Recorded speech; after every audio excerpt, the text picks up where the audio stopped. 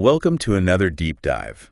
This time, we're going to be looking at this fascinating figure, Dr. Jacobo Grinberg. Oh, yeah. A Mexican neuroscientist who disappeared in 1994. Yeah, very mysteriously. Very mysteriously, yeah. And I think a lot of people are. he's really interesting because he kind of blended hard science with shamanism and mysticism. Which, on the surface, sound very different. It sounds like a very strange combination, yeah. But not when you look at his work, I think. That's what we're going to be talking about today. Yeah. And we're going to be using excerpts from his audiobook, The SYNTERGIC Theory. A great book, yeah. So we're going to try to unpack his model of reality, Okay. focusing on how we actually perceive the world and the potential for these higher states of consciousness that everybody's always talking about. Yeah, he really wanted to explore those fringes of knowledge. Yeah, cool. And bridge the gap between what we can measure, you know, in a lab, Mm-hmm. and these profound mysteries of human consciousness. Yeah, and this idea of the lattice is really central. Yeah, the lattice is his central concept. So what is that? I mean, is this like some sort of... Like a cosmic internet or something like that? Yeah, like a cosmic internet, okay. Yeah, you're actually closer than you think. Okay. Imagine this web of interconnectedness. But instead of connecting computers, it permeates every single point in space. So every single point in space. And here's the really crazy part. Okay. Each point contains information about the entire universe. Whoa, so every little like speck of dust, Yeah. every atom Everything. Even the space between the atoms. has like the blueprint of the entire universe tucked inside of it. That's exactly what he proposed. Whoa. It's like you're looking at the night sky Mm-hmm. through a tiny hole in a piece of paper. Right. That hole still contains information about the entire sky, right? Yeah. But you're only perceiving this tiny fraction Right. passing through the opening. That makes sense. Yeah. So then what we experience as reality is just this limited slice of a much grander picture. Of this much grander interconnected picture. And this concept, it's interesting. It has parallels to some contemporary physics ideas. Yeah. Think of superstring theory, Right. which posits a deeper level of reality underlying the physical world. Yeah. Grinberg's lattice might just be a different way of describing this deeper reality. Okay, so we've got this mind-boggling concept of this lattice. But how do our brains fit into all of this? Well, Grinberg proposed that our brains are essentially miniature models Oh, wow. of the lattice itself, Okay. with billions of interconnected neurons Right. mirroring the structure of the universe. So our brains are like tiny universes reflecting the bigger universe. Yeah, it's almost poetic. That's amazing. But it's not just about structure. Okay. Grinberg identified two key processes that shape our experience. Okay. Neuroalgorithmization and the neuronal field. Okay. Break those down for me. Okay. What is actually going on in our brains? All right, so think of it this way. Okay. You walk into a bakery, Mhm. and the smell of fresh bread hits you. Okay, yeah. That's sensory input, right? Yeah. Neuroalgorithmization is how your brain translates that smell. Uh-huh. Actually, the molecules in the air Right. into a code it understands, Right. creating the experience of fresh bread. Right. It's like translating the language of the universe Right. into the language of your brain. So it's taking this raw data from our senses Right. and turning it into something that our brain can process. Exactly. Okay. And then you've got the neuronal field. Okay. Every time your brain fires a neuron, Mm-hmm. it generates a tiny bit of energy. Okay. Put it all together, and you have this energetic field generated by your brain activity Okay. that's constantly interacting with the lattice. Wait a minute. So you're saying that our thoughts and emotions aren't just happening in our heads? They're actually shaping the fabric of reality. That's exactly what Grinberg proposed. Wow. It's a pretty radical idea, but it ties into his fascination with the way we learn. Oh? He loved that the Mexican word for education, PIDGE WTL, means to make another become unique. Wow. Each of us is literally shaping our own little corner of the universe. With every thought. With every thought we have. Wow, Every experience we process. that is mind-blowing. It really is. But Grinberg didn't stop there, right? No, he didn't. He also suggests that there's more to reality than what we normally experience. Yes. That there are different levels of consciousness. Right, different ways of experiencing this reality. It's like there's more to the picture than meets the eye.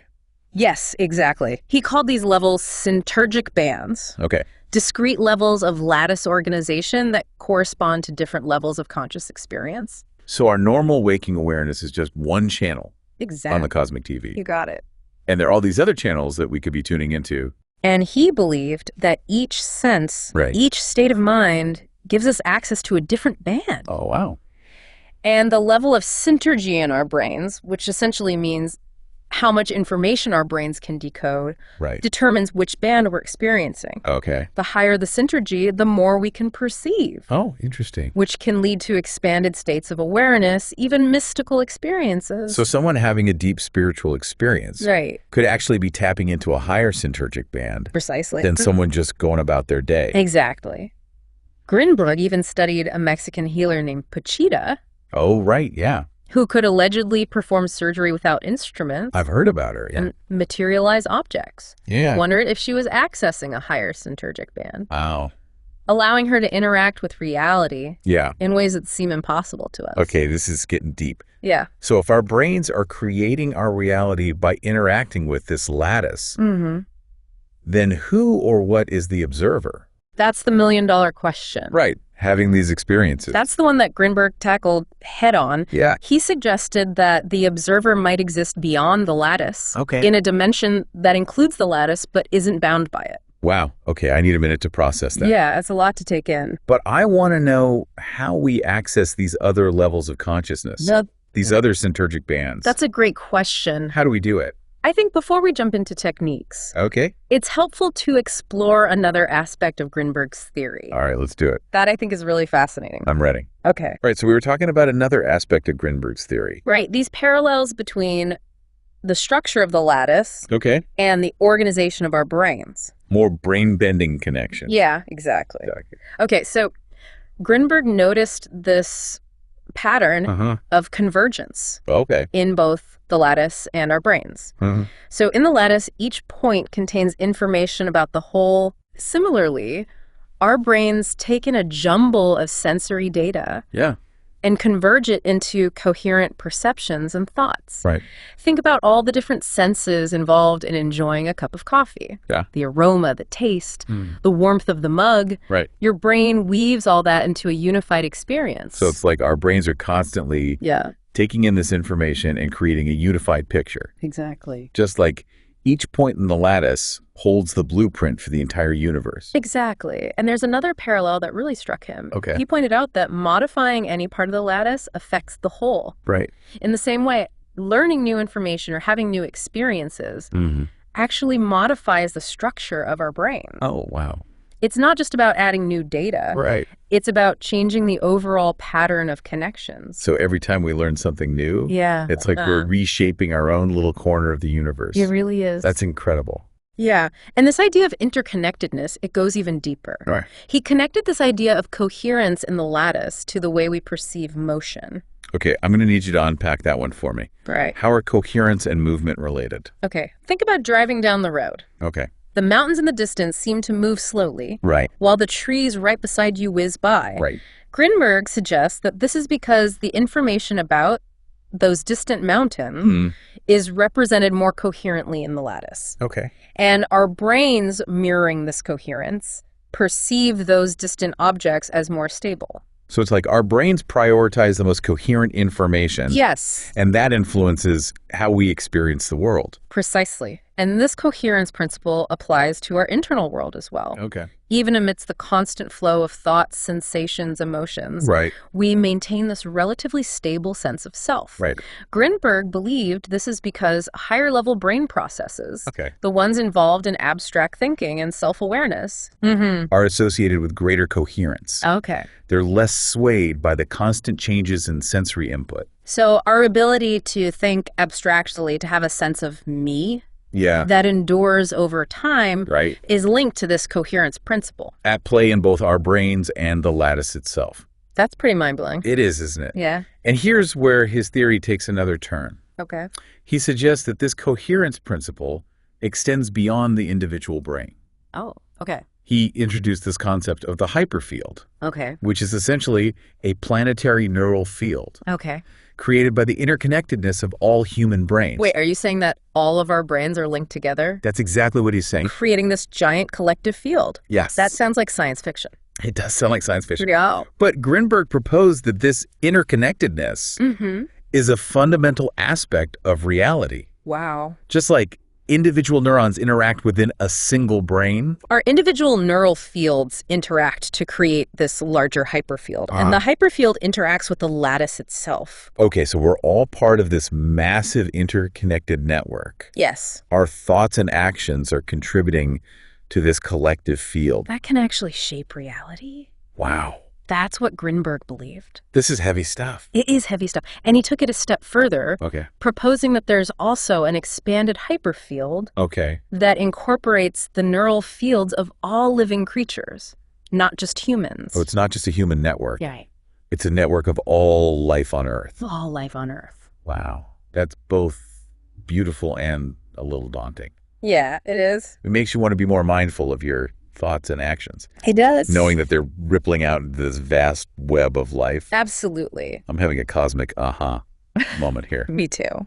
But let's bring it back to the individual experience for a moment. Okay. If this lattice is everywhere, and every point contains information about everything, why do we only experience such a tiny sliver of reality? That's where Grinberg's concept of the directionality factor comes into play. Okay.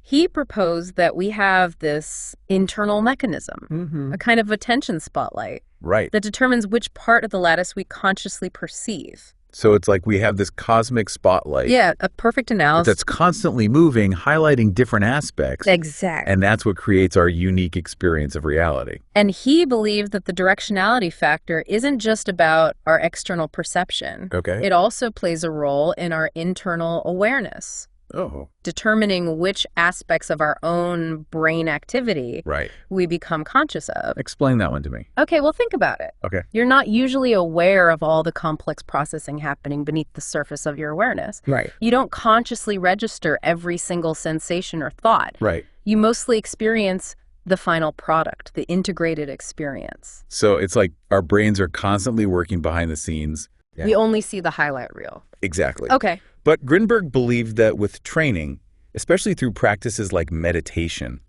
we can learn to focus our attention on those subtler levels of brain activity. Right. Becoming aware of the processes that usually remain hidden. So we can actually learn to tune in to the inner workings of our own brains. That's the idea. Yeah. And this raises another intriguing question. Okay, get me with it. If we can direct our attention inward, can we also direct it outward? Now, that's a question I want to know the answer to. It is a good question. Let's take a minute to reflect. Yeah, he observed some phenomena that really challenge our conventional scientific understanding. Right, like she was doing things that hinted at this level of awareness that goes beyond our five senses. Right, exactly. So if we have this built-in capacity to experience reality in a different way, how do we tap into that potential? Well, Grinberg believed that certain practices, particularly meditation, could help us cultivate this ability. Okay, so going back to those parallels between the lattice and the brain. Right, exactly. Grinberg noticed that people who meditate, their brainwave patterns, show increased coherence. They become more in sync. And he thought that this increased coherence could actually allow people to access different syntergic bands. Yeah, like tuning into different frequencies of reality. So meditation is a way to kind of harmonize our brains with the lattice. That's a beautiful way to put it, yeah. Aligning ourselves with the structure of the universe. And one of the most interesting techniques he developed was self-elusive meditation. What is that? It's all about becoming the observer of your own experience. Noticing your thoughts, emotions, sensations, without getting carried away by them. So stepping back from the constant chatter of the mind. Exactly. Becoming this silent witness to what's happening within us and around us. And he believed this practice could eventually lead to a state of unity consciousness. Wow. A merging of the observer with the observed. So like realizing that the observer and the observed are actually two sides of the same coin. Yes, both interconnected aspects of the lattice itself. I'm starting to understand why Grinberg was so drawn to mysticism and shamanism. Right. Because his scientific theories seem to be pointing to the same insights about interconnectedness and unity consciousness that spiritual traditions have been talking about forever. Exactly. And Grinberg wasn't just interested in individual transformation. Right. He thought we could actually learn to influence the hyperfield. That collective field created by all of our minds. Right. Okay, hold on. How do we do that? Well, he called this practice psychophysiology of power. Psychophysiology of power. Oh, a mouthful, I know. But he did research showing that people with high levels of interhemispheric correlation, which basically means their two brain hemispheres are working in sync, could actually influence the brainwave patterns of other people. Whoa, so like mind control. Not quite mind control, but definitely an influence. Okay. And he believed that by cultivating this internal coherence, we could not only enhance our own awareness, but also contribute to a more harmonious and coherent hyperfield. So if enough of us practiced these techniques, increased our individual and collective coherence, we could actually influence the evolution of consciousness on a planetary scale. That was his hope. Wow. He believed that the hyperfield, like any complex system, has an evolutionary trajectory. Right. He called this the strange attractor of the ideal future. Strange attractor of the ideal future. Yeah, a concept that he got from the work of Pierre Teilhard de Chardin. So it's like there's this ultimate destination, this peak of consciousness. Right. And the hyperfield is slowly moving towards it. And by cultivating our own consciousness, we can help accelerate this movement. So we're not just passive observers. Right. We can actually be active participants in shaping the evolution of consciousness. Exactly. And that's not all, right? No, he didn't stop there. He even speculated about some practical applications of his theory. Things that sound like science fiction, but are grounded in his understanding of the lattice. Okay, like what? Remember how we talked about time being a product of lattice distortion? Uh-huh. He believed that if we could learn to manipulate the lattice directly, we might be able to influence the flow of time, even achieve things like levitation or teleportation. Wait, time travel, levitation, teleportation, are we talking about superpowers here? He believed that these possibilities weren't as far-fetched as they might seem. Wow. He drew parallels between the lattice and the properties of superconductors, suggesting that if we could achieve a similar state of coherence within our own brains, we might be able to create similar effects in the lattice itself. Okay, my mind is officially blown. Mine too. But we can't talk about Grinberg without addressing the elephant in the room. His disappearance. Yeah, in 1994, it remains a mystery.